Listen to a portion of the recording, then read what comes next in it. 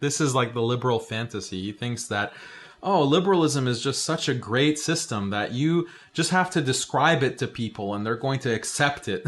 And they're just going to jump, and become liberals.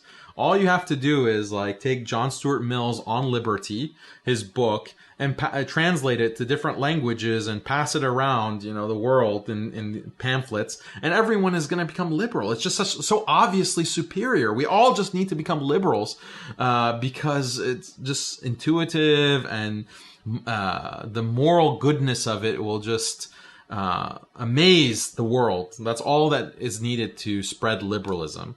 And so in his mind, like that's how, and the mind of all these liberals, they don't know history. They're blind to the world around them. They think that liberalism spread just because it's so compelling, just because it's such a brilliant philosophy. But it's not brilliant. It's full of contradictions, and it contradicts human nature. It contradicts all of these things that are biologically rooted in us as human beings. And so it has to be forced. And historically also, there were revolts, there was uprising. People have been trying to resist liberal colonialism and liberal domination from the beginning of this project. And even look at the history of the United States. Look at the history of Canada. So why are these Native Americans, for example, resisting the United States? Why don't they see what a superior system it is? Like, I thought the history of the United States was that, the Constitution was printed out. The Declaration of Independence was passed out to the, written out for the natives. And then they read it and they're like, wow, what a great system. Let's just join the Union.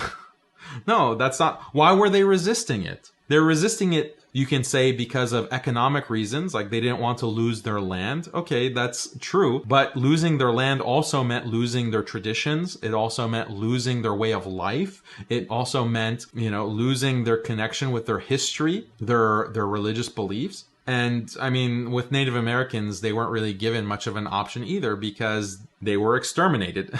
And that was justified by many of these liberal thinkers. They said that extermination is sometimes necessary because these people are just impossible to liberalize. They're so stuck in their ways. They're never going to accept it. All they do is fight back and revolt. So we have to actually just exterminate them and start anew, start fresh. And that's the only way we're going to create a liberal utopia, and it's worth it. The ends justify the means. This is explicit in their writing.